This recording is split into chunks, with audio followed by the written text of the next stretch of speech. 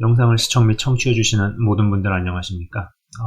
오늘의 구절은요, 열왕기상 18장 22절과 19장 10절, 14절입니다. 열왕기상 18장 22절, 일단 제가 먼저 읽도록 하겠습니다. 엘리야가 백성에게 이르되 여호와의 선지자는 나만 홀로 남았으나 바알의 선지자는 450명이로다. 자, 그리고 19장 10절입니다. 10절, 14절. 그가 대답하되 내가 만군의 하나님 여호와께 열심히 유별하오니 이는 이스라엘 자손이 주의 언약을 버리고 주의 제단을 헐며 칼로 주의 선지자들을 죽였음이오며 오직 나만 남았거늘 그들이 내 생명을 찾아 빼앗으려 하나이다. 자, 그 다음에 열왕기상 19장 14절이요. 그가 대답하되 내가 만군의 하나님 여호와께 열심히 유별하오니 이는 이스라엘 자손이 주의 언약을 버리고 주의 제단을 헐며 칼로 주의 선지자들을 죽였음이오며 오직 나만 남았거늘 그들이 내 생명을 찾아 빼앗으려 하나이다 입니다. 자, 이번 영상부터는요, 멘토와 멘티, 멘토와 멘티라는 주제로 새롭게 시작을 합니다. 다른 말로는 리더와 팔로워, 이렇게도 생각해 볼 수 있겠죠. 여러분, 사람은요, 만남이 전부이고 만남을 통해서 완성됩니다. 여러 복들이 있겠지만 가장 큰 복 중에 하나는 단연코 이 만남의 복입니다. 만남의 축복, 이렇게도 이야기하죠. 그리고 이거는 부정할 수가 없습니다. 누굴 만나느냐에 따라서 진짜 인생이 결정이 되죠. 하나님과의 만남, 좋은 부모, 좋은 선생, 좋은 지도자, 친구. 그런데 사람과의 만남에 있어서 좋은 배우자와의 만남이 가장 큰 복이고 가장 중요합니다. 그죠? 좋은 부모를 만나는 것보다도 좋은 배우자를 만나는 것이 어떤 면에서도 중요하다라는 거죠. 아무튼 사람이 이 만남과 관계를 통해 영향을 받고 완성을 향해 나아가는데 이 엘리야와 엘리사의 엘리야는요, 엘리사의 멘토가 되어야 하는 사람이었습니다. 그죠? 그런데 그에게는 고쳐져야 하는, 변화되어야만 하는 부분들이 있었습니다. 여러분, 오늘 읽은 대목에서 보면은 어느 부분이 가장 와닿습니까? 바로 나만 홀로 남았다. 이 읽어드린 세 구절에서 공통적으로 나오죠. 오직 나만 남았다. 나만 홀로 남았으나. 대적과 싸움은 혼자 다 하는 것 같고 주의 일은 혼자 다 감당하고 있는 것 같습니다. 자기 주변에 자기 같은 사람이 안 보이니 하나님의 사람들은 다 죽은 것 같습니다. 저는 상담 메일을 유튜브로 사역을 하면서 정말 많이 받아왔습니다. 지금 횟수로 5년, 6년째 되니까 그동안 굉장히 많은 상담 사연들, 이메일 상담들이 있었겠죠. 그죠? 다양한 지역에서 다양한 사연들, 특히 온갖 영적 공격과 체험들에 대해서 누군가에게 말할 데는 없고 답답하던 와중에 영상을 시청 및 청취하시다가 이 사람이라면 내가 하는 이야기를 알아듣겠구나, 말귀를 알아듣겠구나 싶었던 모양인지 자신이 겪고 경험했던 일들을 서술해서 보냅니다. 제가 그러한 메일들을 읽으면서 그분들에게 자주 하는 이야기는, 자주 해왔던 이야기는 당장 당신 주변에 그러한 사람이 보이지 않는다고 해서 당신 같은 경험들을 한 사람들이 없는 것으로 생각하지 말고 또 당신과 같은 고민을 하는 이들이 존재하지 않을 것이라 생각하지 마시라는 것입니다. 네, 실제로 그렇습니다. 지금껏 여러 사람들에게서 메일을 받았었고 그 사연들을 읽으면서 또 답해드리면서 제가 한 가지 분명하게 확신하는 것은 하나님의 세계가 무척이나 넓고 준비하신 그리고 준비하고 계신 카드들이 어마어마하다는 것입니다. 그런데 그럼에도 불구하고 왜 여전히 나만 홀로 남아 고군분투하는 것처럼 느껴질까요? 그것은 그 사람이 준비가 안 됐기에 지금 연결되고 붙여져 봐야 서로에게 유익이 되지 않기 때문입니다. 서로에게 유익이 되지 않고 서로에게 축복이 되지 않을 거면은 지금 조금 외롭게 있는 게 오히려 더 나을 수 있다는 것이죠. 장기적인 시각에서 그렇습니다. 여러분도 아시는 것처럼 성경상에 등장하는 하나님의 사람들이 다들 한 성격하죠. 네, 다들 한 성격하는 사람들이었습니다. 한 성격에 한 고집에 대단하죠. 네, 장난이 아닙니다. 그러나 하나님은 깨트리실 것은 깨트리십니다. 얄짤이 없다라는 것이죠. 얄짤 없습니다. 말끝마다 나만 홀로 남았는데 오직 나만 남았거늘 이라는 표현을 입에 달고 다니지만 정작 그와 같이 무엇을 하거나 그 주변에 누군가가 있으면 사람이 죽어나갑니다. 본인은 자신이 누구를 말려 죽이고 있는 것조차도 인지를 못합니다.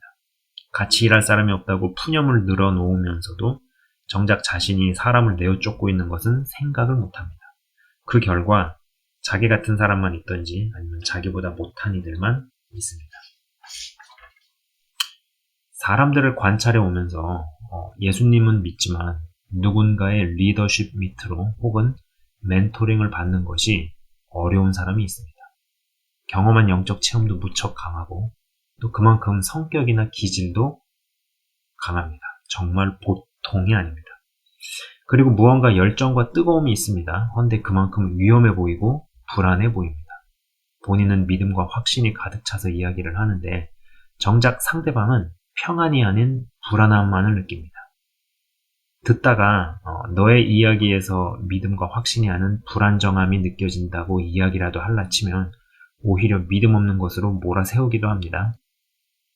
다른 이들도 다 자기 같은 줄 알고 자신 같지 않으면 이상하게 생각하기도 하죠. 여러분, 엘리야의 오직 나만 남았으니 라는 대목은 굉장히 시사하는 바가 큽니다. 그리고 혼자서만 가는 신앙이 얼마나 위험할 수 있고 또 대단한 카리스마는 일생을 두고 한 번은 부러진다는 것을 뜻합니다. 그리고 한 번은 부러지는 것이 그 사람에게 좋습니다. 장기적인 관점에서 그렇다는 것이죠. 자기가 너무 세고 너무 크면 보이지 않는 것이 너무 많습니다. 또 한 대목은 하나님 여호와께 열심히 유별나다. 열심히 유별하오니 라는 대목입니다. 전 아직도 건강한 열심은 과연 어떤 방식으로 표현되고 나타나는가 라는 어떤 궁금증이 있습니다. 열심이라는 거 좋은 거죠. 근데 저도 영상에서 이야기해왔지만은 방향이 잘못된 열심은 방향이 바른 게으름만도 못할 때가 있습니다. 저는 부지런하고 성실한 것 굉장히 중요한 가치라고 생각하고 믿는 사람입니다. 그러나 이 어떤 열심이라는 거, 열정이라는 거, 방향이 잘못됐을 때 오히려 잘못된 길을 오랜 시간 동안 열심히 가온 만큼 빠져나오는 것이 더 어렵거나 최악의 경우에는 못 나오는 경우도 있기 때문이죠.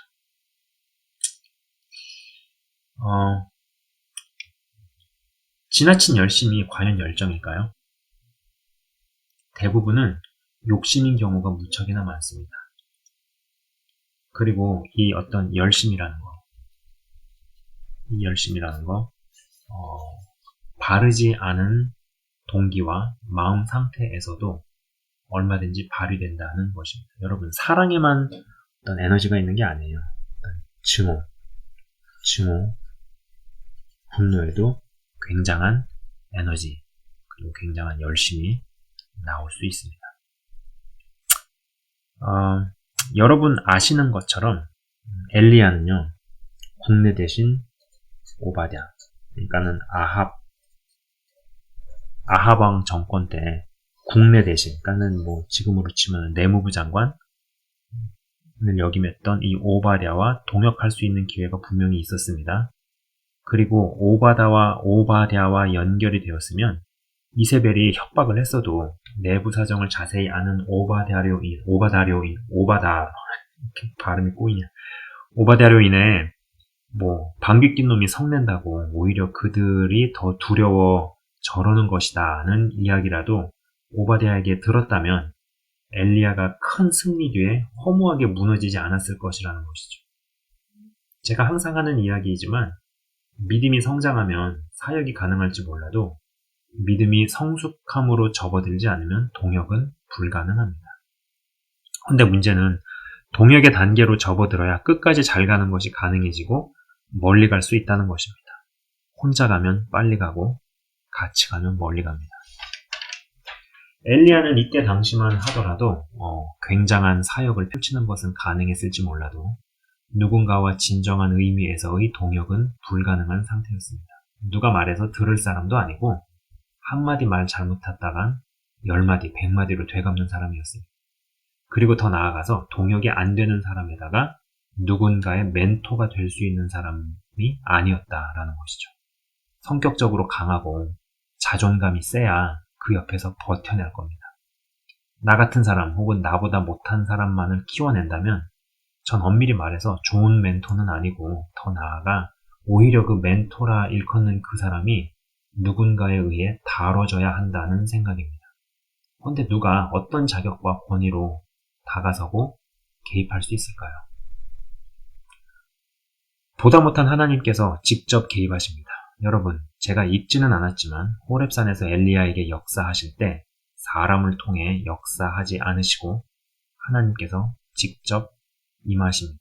열왕기상 19장을 통째로 잘 보면 특히 이제 7절에서부터 12절 이런 부분을 보면은 7절에서 12절 이 대목은 여호와께서 이르시되 너는 나가서 여호와 앞에서 산에 서라 하시더니 여호와께서 지나가시는데 여호와 앞에 크고 강한 바람이 산을 가르고 바위를 부수나 바람 가운데에 여호와께서 계시지 아니하며 바람 후에 지진이 있으나 지진 가운데에도 여호와께서 계시지 아니하며 또 지진 후에 불이 있으나 불 가운데에도 여호와께서 계시지 아니하더니 불 후에 세미한 소리가 있는지라 라고 나옵니다.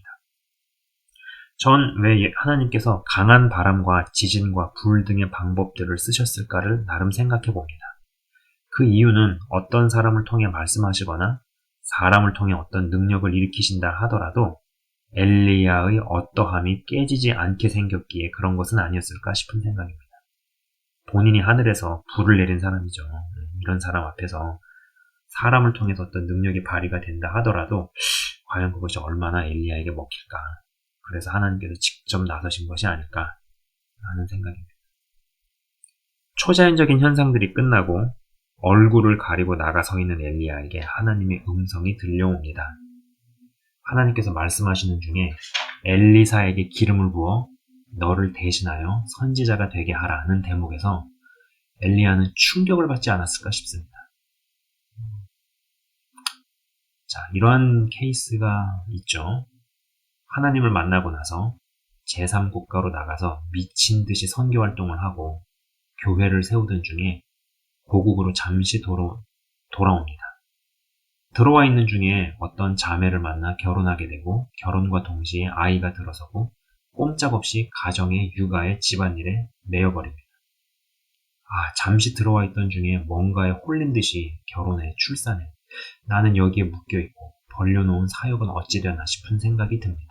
처음에는 내가 없으면 안 되는데 라는 생각을 하다가도 시간이 지나니 내가 없어도 어떻게든 돌아가고 진행이 되어가면서 나라는 존재감이 점점 엷어지는 것 같습니다. 없어지는 것 같습니다. 더 오랜 시간이 지난 후에 깨닫게 됩니다. 하나님의 나라는 내가 없어도 전진하고 어떤 면에서 내가 없으면 더 잘 돌아갈지도 모른다는 것을 인정하기에 이릅니다.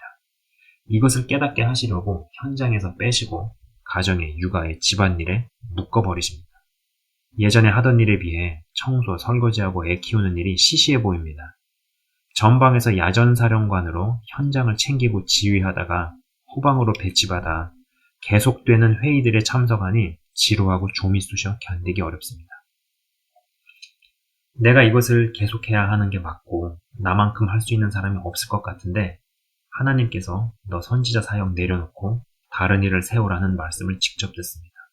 누가 봐도 명확한 하나님의 음성에 딴지도 걸지 못합니다.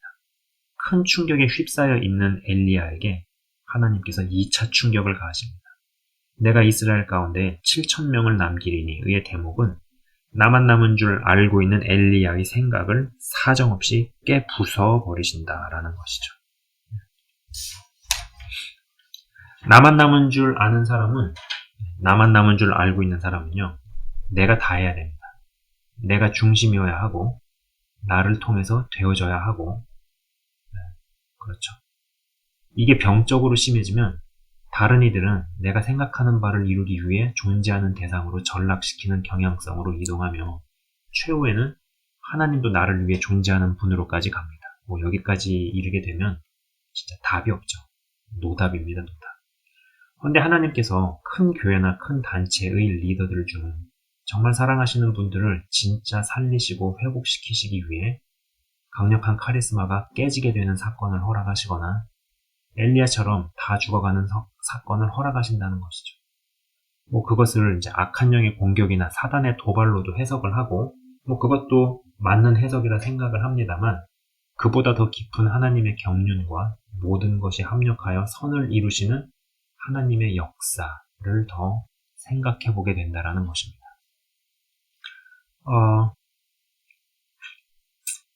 모든 것이 때가 있습니다. 하나님의 때에 성령께서 밀어 제끼시는 열심으로 3개월,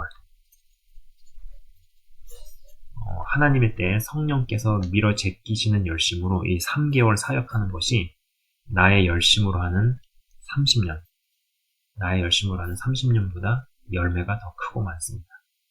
기계도 쓰지 않을 때는 나사를 풀어놓는 법이죠. 주 안에서 제대로 쉴 줄 모르면 열심이 발휘될 때 바르지 않은 동기에서 나오는 에너지로 열심을 고동시킬 수 있습니다. 하나님을 위한다 하면서 하나님 일을 방해하는데 그것을 본인이 전혀 깨닫지 못합니다. 뒤늦게 깨달았으나 돌이키기에는 너무 늦게 되는 경우도 있죠. 남 좋은 일만 죽도록 하고 정작 자신은 구원과 상관없게 되기도 합니다. 자신의 열심과 열망을 하나님의 뜻으로 포장하기도 합니다.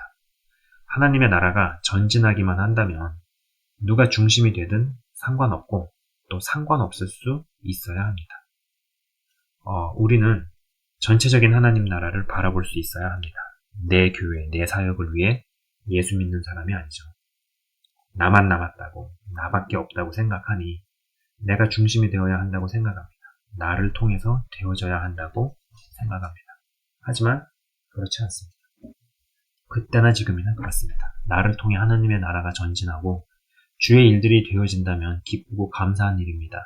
그러나 다른 일을 통해서 하나님의 나라가 전진하고 주의 일들이 되어지는 것을 보거든 더 기쁘고 감사한 사람, 더 기쁘고 더 감사한 사람이 될 수 있도록 기도하고 구하시길 바랍니다.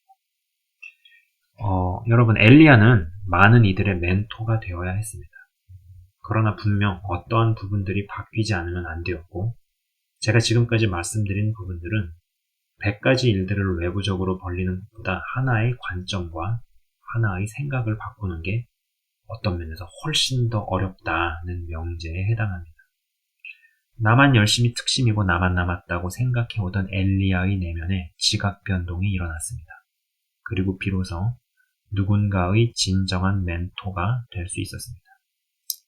다음 편에서 계속 이야기를 이어나가도록 하겠습니다. 잠깐 기도하고 마치도록 하겠습니다. 하나님 아버지 감사합니다. 우리는 육신의 생명을 끝낼 때까지 계속적으로 영적으로 성장해야 할 것입니다. 그런데 이 영적인 성장이 성숙으로 넘어가는 이 과정이 아주 작은 차이인 것 같은데 아주 작은 차이가 전체를 결정지어버리게 됩니다. 우리의 어떤 이런 굳은 부분들, 엘리야도 나만 남았다라는 말이 입 밖에 계속 나올 정도였으면 항상 그렇게 생각을 했고 자기밖에 없기 때문에 자기 중심적으로 갈 수밖에 없고 자기가 다 해야 하는 혼자서 일해야 하는 사람, 그러면서 같이 일할 사람이 없다라고 말은 하지만 정작 자기 자신이 같이 일할 사람을 내어 쫓고 있는 것을 본인이 인지하지도 인식하지도 못한 채로 가고 있었던 것은 아닌가 생각해 봅니다.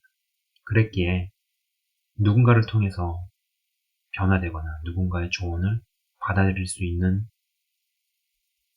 상황이 안 되었기에 하나님께서 직접 나타나셔서 그의 오래된 생각을 깨시고 잘못된 관념을 바꾸셨습니다. 우리 안에도 그러한 일들이 일어날 수 있기를 원합니다. 우리는 누군가를 통하여서 영향을 받고 환경에 의해서 형성된 이런 부분들이 있습니다. 그러한 어떤 생각이나 사상이나 철학이 성경적이고 성령에 합당하다면 상관이 없겠지만 그렇지 않은 경우라면은 그것을 충격을 통해서라도 깨주시기 원합니다. 그리하여서 정말 누군가의 멘토로도 누군가의 리더로 세워지고 그 역할을 감당하는 것이 정말 전혀 이상하거나 어색하지 않을 수 있도록 계속적으로 이끌어 주옵소서. 감사합니다. 영상을 시청 및 청취하시는 한 분 한 분이 계속적으로 주 안에서 성장을 넘어서서 성숙을 넘어서서 원숙함으로 장성한 분량까지 자라나는 데 부족함이 없도록 인도하여 주옵소서. 주의 이름으로 축복하며 기도합니다. 예수 그리스도 이름으로 기도드리옵나이다. 아멘. 지금까지 시청 및 청취해 주셔서 대단히 감사합니다.